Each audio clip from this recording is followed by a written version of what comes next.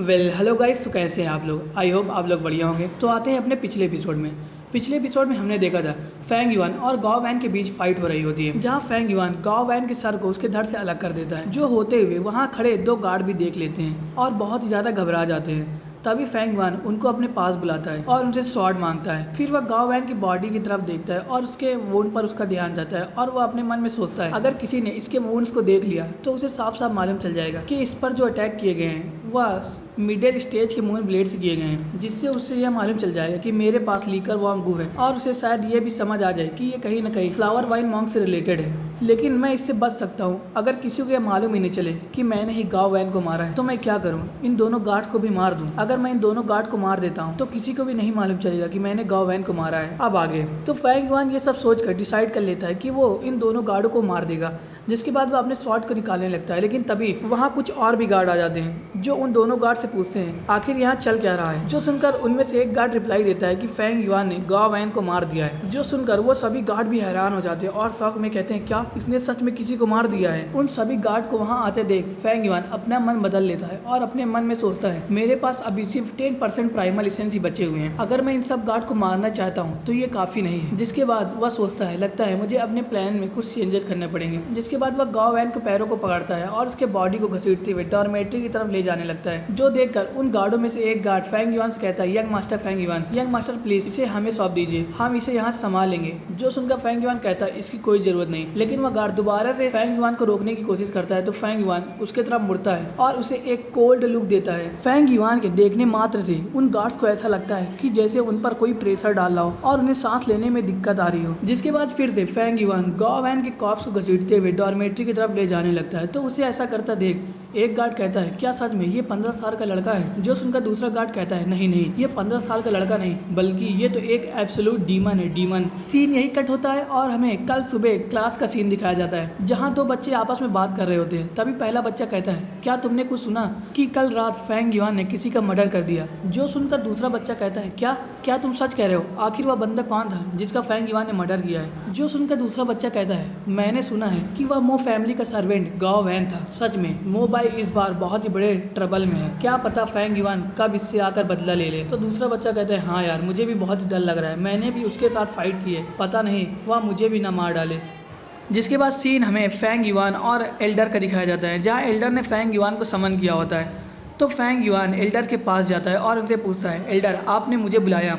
जो सुनकर एल्डर कहते हैं, पहले दरवाजे को बंद करो। जिसके बाद वो उससे कहते हैं, तुम्हें मालूम होगा कि मैंने तुम्हें यहाँ क्यों बुलाया। जो सुनकर फैंग युआन कहता है, जी एल्डर, मैं जानता हूँ, मैंने क्लैंस के रूल तोड़े हैं एकेडमी के अंदर मूनलाइट गू का यूज करके, और अकॉर्डिंग टू रूल अगर कोई पहली बार रूल्स को तोड़ता है तो उस पर 30 प्राइमल स्टोन की पेनल्टी आती है। जो सुनकर एल्डर भड़क जाते हैं और कहते हैं, फैंग युआन तुम टॉपिक को चेंज करने की कोशिश मत करो, मैं ये पूछ रहा हूँ कि आखिरकार तुमने गाओ वैन के साथ क्या किया है। जो सुनकर फैंग युआन कहता है, अच्छा गाओ वैन वह एक ट्रेटर है, उसने अपने मास्टर की डिसरिस्पेक्ट करने की कोशिश की, यहाँ तक कि कल उसने मेरे कमरे को ब्लॉक कर दिया और मुझे मारने की भी कोशिश की, जिस वजह से मैंने अपने सेल्फ डिफेंस में से फाइट की और मैं किसी तरह मैनेज कर पाया उस ट्रेटर को मारने में। एल्डर्स, मुझे लगता है वो जरूर किसी दूसरे विलेज द्वारा भेजा गया हुआ स्पाई होगा। तो मैं एल्डर से यह रिक्वेस्ट करूंगा कि प्लीज इस पे एक प्रॉपर इन्वेस्टिगेशन बैठाइए और इसकी जांच कीजिए। जो सुनकर एल्डर एकदम चुप और वो अपने मन में सोचते हैं, सच में ये ब्रैड बहुत ही ज्यादा होशियार है, इसे मालूम है कि हमारे पास इनफ प्रूफ नहीं है कि हम इसे गलत साबित कर सकें, तो यह जो भी हमें स्टोरी सुनाएगा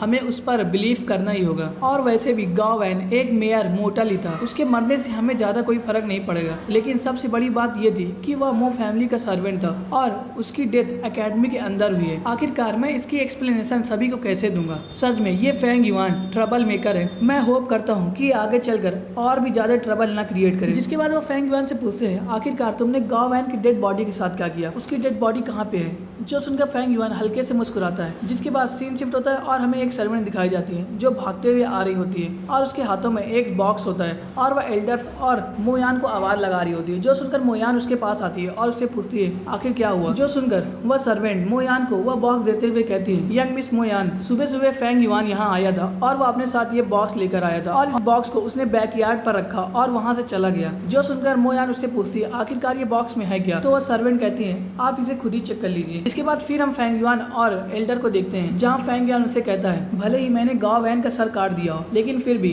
वह मो फैमिली का सर्वेंट था, तो मुझे उन्हें कुछ तो रिस्पेक्ट शो करनी थी, इसलिए मैंने गाओ वैन की बॉडी के छोटे छोटे टुकड़े कर कर उसे बॉक्स में भर कर मो फैमिली के बैक डोर पर रख के आ गया हूँ। जो सुनकर एल्डर हैरान हो जाते हैं और कहते हैं क्या तुमने क्या किया। जिसके बाद हमें मो यान का सीन दिखाया जाता है, जो जैसे ही उस बॉक्स को खोलती है तो उसमें उसे मांस के टुकड़े और उस बॉक्स से खून बह रहा होता है, जो देखकर वह शॉक हो जाती है। जिसके बाद फिर हम एल्डर को देखते हैं, फिर वह कहते हैं छोड़ो जाने दो, तुम्हें कोई भी चीज समझाना सिर्फ समय की बर्बादी होगी, तुम्हें जो करना था तुमने वह चीज पहले ही कर दिया है, तो अब पनिशमेंट के लिए तैयार हो जाओ। जो सुनकर फैंग युआन हाँ में सर हिलाता है। जिसके बाद फिर हमें एल्डर्स लाइब्रेरी का सीन दिखाया जाता है, जहाँ मो चैन अपने ग्रैंडफादर के सामने होती है और वह बहुत ही गुस्से में होती है और वह गुस्से में कहती है उस बास्टर फैंग युआन की इतनी हिम्मत कि उसने हमारे मो फैमिली के सर्वेंट को मारने की हिम्मत की, क्या वह हमारे मो फैमिली को सीरियसली नहीं लेता, मैं उसे सबक जरूर सिखाऊंगी, मैं जा रही हूँ यहाँ से। और वह गुस्से में वहाँ से जाने लगती है। तभी मो चैन उसे रोकते हैं और कहते हैं पागल लड़की, तुमने पहले ही बहुत ज्यादा ट्रबल क्रिएट कर लिया है, तुमने सिर्फ एक इनिशियल रैंक के गू मास्टर को हैंडल करने के चक्कर में कई लोगों को अपने साथ उसमें ढकेल लिया है, क्या इतना कम था जो तुम और भी ट्रबल क्रिएट करने जा रही हो। क्या तुम्हें अभी तक समझ में नहीं आया कि फैंग युआन के कार्यों के पीछे का मतलब क्या था। जो सुनकर मो यान उसे पूछती है आखिरकार आप कहना क्या चाहते हैं। जो सुनकर मो चैन कहते हैं सोचो, अगर उसे हमारे फैमिली को प्रोवोक ही करना होता और इस मैटर को और आगे बढ़ाना होता तो उसने इस बॉक्स को हमारे बैक डोर पर ही क्यों रखा, वह उसे अगर फ्रंट डोर पर रखता तो और भी ज्यादा लोगों की नजरें इस पर पड़ती और ये मैटर और भी आगे जाता। जो सुनकर मो यान कहती है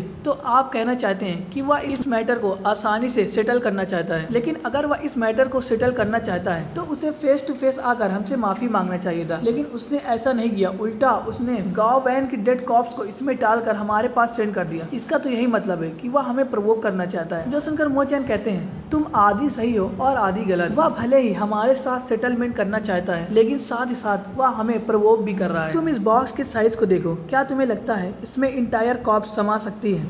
नहीं, इसमें सिर्फ बॉडी का एक छोटा सा पार्ट ही है। इसका मतलब यही है कि वह हमें बताना चाहता है कि अगर मो फैमिली इस मैटर को और आगे बढ़ाना चाहती है तो वह बचे हुए कॉप्स को हमारे मो फैमिली के फ्रंट डोर पर लाकर फेंक देगा, जिससे ये मैटर और भी आगे जाएगा और दोनों तरफ से सिचुएशन खराब हो जाएगी। वैसे भी पूरे क्लैंस को पता है कि हमारे मो फैमिली ने क्लैंस के रूल को ब्रेक किया है, तो हमारे लिए मैटर और भी सीरियस हो जाएगा। जो सुनकर मो यान कहती है ग्रैंडफादर आप कुछ ज्यादा ही नहीं सोच रहे हैं, वह सिर्फ एक 15 साल का लड़का है। जो सुनकर मो चैन कहते हैं मैं ज्यादा सोच रहा हूँ, लगता है कुछ सालों में तुम्हारी लाइफ बहुत ही स्मूथ गई है, इसलिए तुम कुछ ज्यादा ही एरोगेंट होती जा रही हो और यही वजह है कि तुम चीजों को क्लियरली समझ नहीं पा रही हो। तुम ही सोचो, जब तुम फैंग युआन के पास गई थी तो वह तुम्हें देखकर बिल्कुल भी नहीं घबराया और वेट किया जब तक वह डॉर्मेट्री में नहीं आ गया। यह उसके विजडम को दर्शाता है, कैसे उसने अपने फियर को ओवरकम किया और तब तक वेट किया जब तक वह डॉर्मेट्री में आ नहीं गया और अपने आप को सेफ महसूस नहीं किया। जिसके बाद तुमने उसका कितना ज्यादा अपमान किया, उसे कितना ह्यूमिलेट किया, लेकिन फिर भी वह शांत रहा। ये चीज उसके सहने की शक्ति को दिखाता है। लेकिन जब तुम वहां से चली गई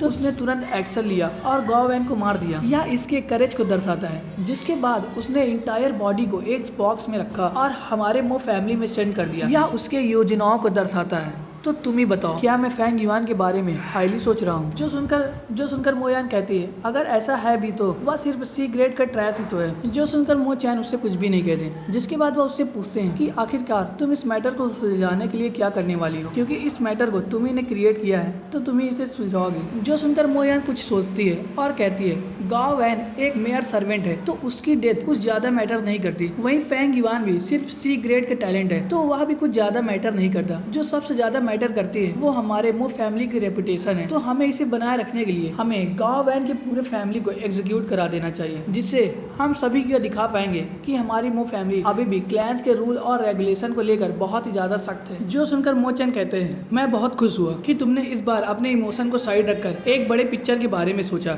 लेकिन फिर भी अभी भी इसमें कुछ फ्लॉज हैं। जो सुनकर मो यान उससे कहती है तो ग्रैंडफादर कृपया मुझे इनलाइटमेंट दीजिए। जो सुनकर एल्डर उससे कहते हैं देखो गांव वैन ने अपने सुपीरियर को डिफाई किया और एक सर्वेंट अगर अपने सुपीरियर को डिफाई करता है तो वह डिजर्व करता है मरना, लेकिन साथ ही साथ वह हमारे मो फैमिली का सबऑर्डिनेट भी था। तो यह हमारी भी रिस्पॉन्सिबिलिटी बनती है कि हम अपने सबऑर्डिनेट को अच्छे से एजुकेट करें जिसमें हम नाकामयाब हुए। तो जाओ फैंग युआन को 30 प्राइमल स्टोन से कंपनसेट करो, और रही बात गांव वैन की फैमिली को तो उन्हें भी 50 प्राइमल स्टोन से कंपनसेट करो और उन्हें मो फैमिली से निकाल दो। और रही बात तुम्हारी, तो ग्रैंडफादर तुम्हें 7 दिन के लिए घर पे रहने की सजा देते हैं। इन 7 दिनों में तुम्हें यह सोचना है कि आखिर ग्रैंडफादर ने ऐसा डिसीजन क्यों लिया है, और हाँ कभी भी दोबारा फैंग युआन के साथ ट्रबल क्रिएट करने की कोशिश मत करना। जो सुनकर मो यान उन्हें ग्रीट करती है और वहाँ चली जाती है। जिसके बाद हमें कुछ दिन बाद का सीन दिखाया जाता है जहाँ फैंग युआन अपने फूड को एंजॉय कर रहा होता है और वह सोचता है कि गु युए मो चैन अब तक समझ गए होंगे कि मैंने उस बॉक्स को उनके पास क्यों सेंड किया था, और अगर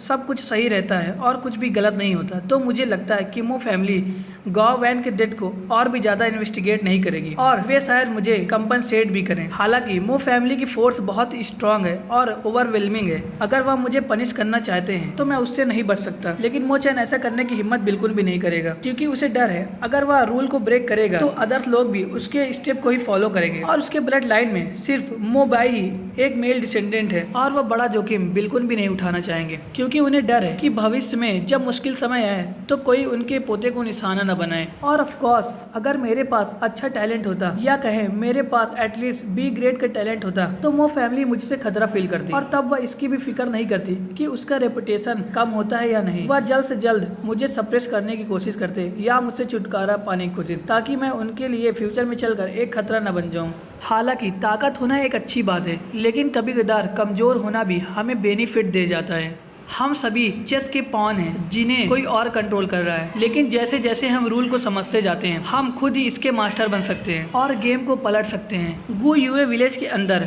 मास्टर जो होते हैं वह किंग की तरह हैं और जो सर्वेंट हैं वह डॉग हैं। यही यहाँ का रूल है। इसीलिए जो सैन कुयर है वह किसी भी कीमत पर इस सर्विट्यूड से आजाद होना चाहती है, चाहे उसे उसके लिए कुछ भी करना क्यों न पड़े। उसी तरह गाओ वैन था जो सिर्फ अपने यंग मिस को सेटिस्फाई करना चाहता था। वो यही सब सोच ही रहा होता है कि तभी उसे किसी की आवाज़ सुनाई देती है। तो एपिसोड यहीं भी खत्म करते हैं, तो मिलते हैं फिर किसी और एपिसोड के साथ। और हाँ गाइस, ये एपिसोड इतना ही छोटा होगा क्योंकि मैं अभी शाम में बैठा था इसकी वॉइस रिकॉर्डिंग करने के लिए और अभी मैं इतना ही रिकॉर्ड कर पाया और अभी इसको एडिट करने में भी बहुत टाइम लगेगा, तो मैं इतना ही अभी डाल पाऊंगा क्योंकि आज मेरे पास टाइम नहीं था। तो फिर मिलते हैं कल किसी नए एपिसोड के साथ और आई होप आप लोग के एपिसोड अच्छा लगा हो। और अगर आप लोग इस चैनल पर नए हैं तो इस चैनल को जरूर सब्सक्राइब कर दीजिएगा और वीडियो को लाइक भी जरूर करिएगा।